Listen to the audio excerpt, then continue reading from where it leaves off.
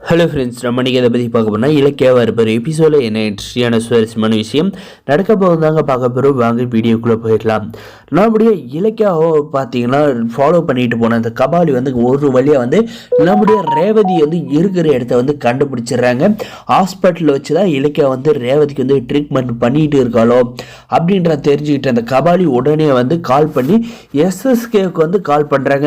Sir, நான் அந்த இலக்கியாவை வந்து ஃபாலோ பண்ணதில் வந்து அந்த ரேவதி இருக்கிற இடத்த வந்து கண்டுபிடிச்சிட்டேன் அப்படின்ற மாதிரி வந்து சொன்னதுமே பார்த்தீங்கன்னா, எங்கடா இருக்கா அவ, எந்த இடத்துல இருக்கா சொல்லு, நான் இப்போவே வரேன், தனியாக இருக்காளா அப்படின்ற மாதிரி கேட்குறப்ப, இல்லை சார், அந்த இலக்கியாவோட தான் வந்து ரேவதி வந்து இருக்காங்க, ஒரு ஹாஸ்பிட்டல் வச்சு அவங்க இந்த ரேவதிக்கு வந்து ட்ரீட்மெண்ட் பார்த்துட்டு இருக்கா இந்த இலக்கியா அப்படின்ற மாதிரி சொன்னோம்.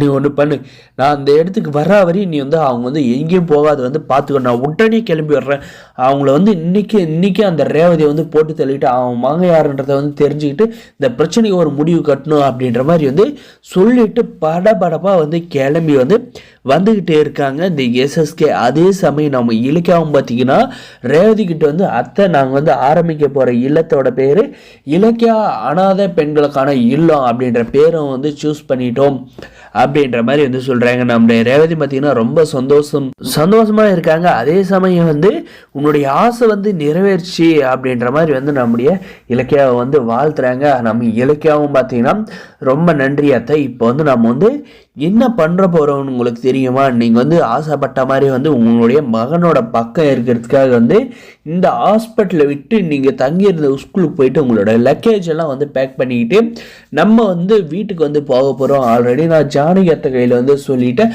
அவங்களுமே வந்து ஓகேன்னு சொல்லிட்டாங்க. நீங்கள் வீட்டுக்கு வந்து அவங்களுக்கு வந்து பிரச்சனை தர்றதுக்குன்னு வந்து அந்த அஞ்சலியெல்லாம் பைரியம் இல்லை, நீங்கள் வந்து எதுக்கும் வந்து தயங்காத சந்தோஷமாக இருக்கலாம் அந்த இடத்துல உங்கள் மகனை வந்து பார்த்துக்கிட்டு அப்படின்ற மாதிரி வந்து சொல்கிறாங்க. இந்த விஷயம் வந்து கௌதமுக்கு தெரியுமா இலக்கியா நான் வீட்டுக்கு வர்றது அப்படின்றது? இல்லைத்தான், அவருக்கு வந்து சர்ப்ரைஸாக இருக்கட்டும்னு சொல்லிட்டு நான் அதை வந்து அவர்கிட்ட சொல்ல, அத்தையுமே வந்து சொல்லலை அப்படின்ற மாதிரி சொல்கிறாங்க. சரி இலக்கியா, எனக்கு வந்து என் மகனை பார்க்கணுன்றதுல வந்து ஆர்வமாக இருக்கேன், என்னை தயவு செஞ்சு இந்த ஹாஸ்பிட்டல்லேருந்து சீக்கிரம் கூட்டிகிட்டு போ அப்படின்ற மாதிரி சொல்லிட்டு பார்த்தீங்கன்னா, இருங்க அத்தை, நான் போயிட்டு வந்து ஃபார்மாலிட்டிஸ் எல்லாம் முடிச்சுட்டு நான் வந்து வரேன் அப்படின்னு சொல்லிட்டு நம்ம இலக்கியா பார்த்தீங்கன்னா ஹாஸ்பிட்டலோட பில்லு எல்லாமே வந்து செட்டில் பண்ணிவிட்டு நம்முடைய ரேவதிக்கிட்ட வந்து என்ன பண்ணுறாங்கன்னு பார்த்தீங்கன்னா, அத்தை சரி நடுக்க போகலாம் அப்படின்னு சொல்லிட்டு நர்ஸோட உதவியோட நம்ம இலக்கியா வந்து ரேவதியை வந்து வெளிக்கொண்டு வராங்க. ஒரு பக்கம் பார்த்தீங்கன்னா ரேவதியை வந்து கண்டுபிடிச்சிருந்தாலும் வந்து எப்படியாவது வந்து ரேவதியை போட்டு தள்ளணும் அப்படின்றதுல ஒரு பேராசையால் வந்து ஓடி வந்துட்டு இருக்காங்க இந்த எஸ்எஸ்கே. இந்த கபாலியோட கண்ணில் மட்டும் நம்முடைய இலக்கியம் வந்து படாத இருந்ததுனால கண்டிப்பாக வந்து ரேவதியை கண்டுபிடிச்சிக்க முடிஞ்சுக்காது. இப்போயுமே வந்து அந்த நம்மளுடைய இலக்கியாவோட கண்ணில் ரேவதி இந்த கபாலி மட்டும் பட்டுட்டாங்கன்னா கண்டிப்பாக வந்து அவனை வந்து போலீஸில் வந்து பிடிச்சி கொடுக்க வரையும் விட மாட்டாங்க, அவன் எங்களை வந்து ஃபாலோ பண்ணி வந்திருக்கான் அப்படின்ட்டு. இது வந்து கூடிய சீக்கிரம் நடக்கும்னு நினைக்கிறோம். மறக்காது லைக் பண்ணி சப்ஸ்கிரைப் பண்ணி வச்சுக்கோங்க. இந்த எஸ்எஸ்கே வந்து பார்க்குறப்ப பார்த்தீங்கன்னா அந்த ஹாஸ்பிட்டல் வந்து நம்மளுடைய ரேவதியை வந்து நம்ம இலக்கியம் வந்து கூட்டிகிட்டு வீட்டுக்கே வந்து கிளம்பி போயிட்டு இருக்க போகிறாங்க.